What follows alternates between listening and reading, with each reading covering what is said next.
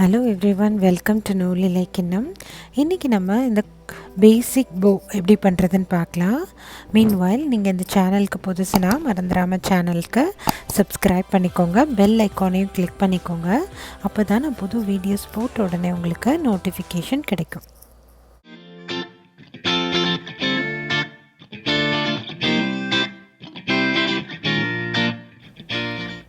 So நான் இன்றைக்கி வந்து 4.5 மில்லிமீட்டர் க்ரோஷே ஹுக் எடுத்திருக்கேன். ஒரு 4 ply ஒயிட் yarn எடுத்திருக்கேன். ஸோ இப்போ நான் என்ன பண்ண போகிறேன்னா செயின் 10 ஒர்க் பண்ண போகிறேன்.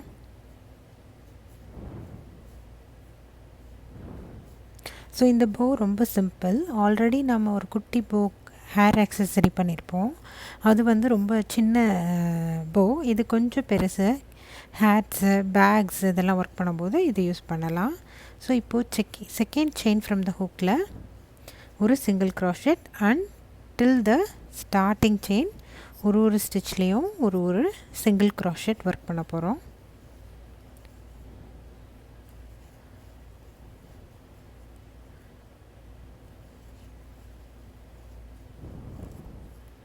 ஸோ செயின் 10, அப்புறம் செகண்ட் செயின் ஃப்ரம் த ஹுக்லேருந்து ஒரு செயின்லேயும் ஒரு single crochet till the starting chain.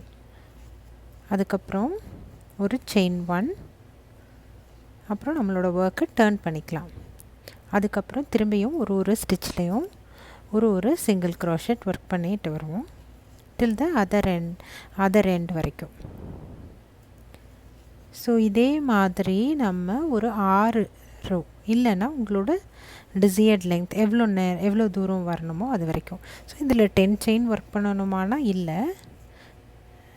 நான் ஒரு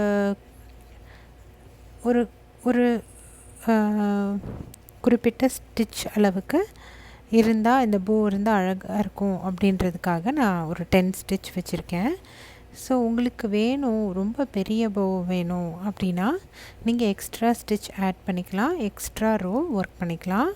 ஸோ நம்ம என்ன பண்ணுவோம்னா எல்லா ரோலையும் சிங்கிள் க்ரோஷெட் செயின் 1 டர்ன், திரும்பி ஃபுல்லாக அந்த ரோ ஃபுல்லாக சிங்கிள் க்ரோஷெட் செயின் 1 டர்ன், இப்படியே தான் நம்ம பண்ண போகிறோம்.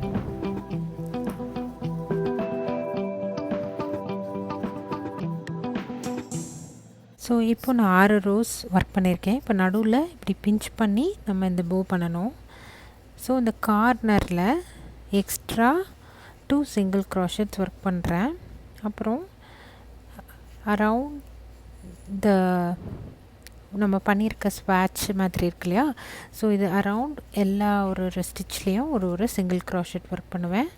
கார்னர் ஸ்டிச்சில் மட்டும் நமக்கு டேர்னிங் அழகாக வரணுங்கிறதுக்காக 3 சிங்கிள் க்ரோஷெட்ஸ் ஒர்க் பண்ணுவேன். ஸோ ஒரு கார்னர்லேயும் 3 சிங்கிள் க்ரோஷெட்ஸ், மித்த இடத்துலலாம் ஒரு டபுள் க்ரோஷெட் ஒர்க் பண்ணுவேன், ஒரு அழகான பார்டர் க்ரியேட் பண்ணுறதுக்காக.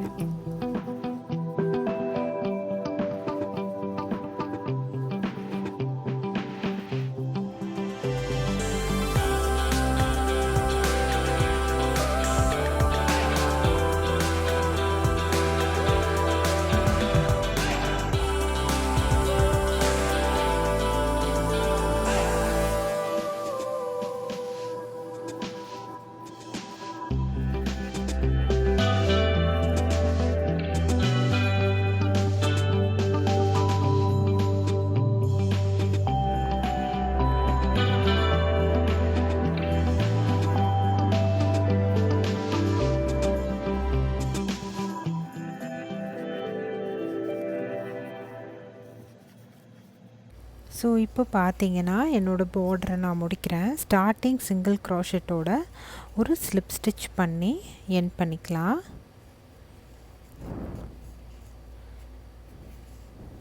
கார்னரில் மட்டும் 3 சிங்கிள் க்ரோஷெட்ஸ், மித்த இடத்துலலாம் சுற்றி ஒரு சிங்கிள் க்ரோஷெட்ஸ்.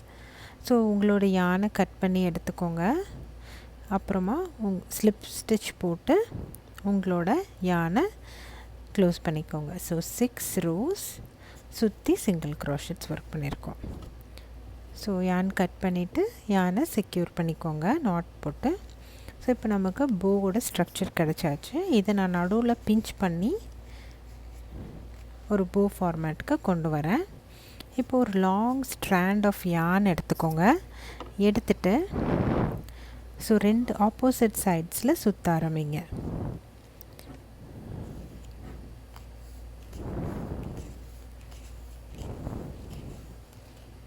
சுற்றிட்டு 2 எண்டையும் நாட் போட்டு செக்யூர் பண்ணிக்கலாம். ஸோ தட் அது கழண்டு வந்துடாம இருக்கிறதுக்காக. ஸோ இப்போது நான் இந்த போவில் ஒரு லாங் ஸ்ட்ராண்ட் வச்சுக்கிறேன். ஸோ ஏதாவது ப்ராஜெக்ட்ஸ்க்கு நான் அட்டாச் பண்ணணுன்னா டெபிஸ்ட்ரி நீடில் மூலமாக அட்டாச் பண்ணிப்பேன். நீங்களும் வீட்டில் ட்ரை பண்ணி பாருங்கள். மறந்துடாமல் நூலிலை கிண்ணம்க்கு சப்ஸ்கிரைப் பண்ணுங்கள். பெல் ஐக்கானையும் கிளிக் பண்ண மறந்துடாதீங்க. தேங்க்யூ.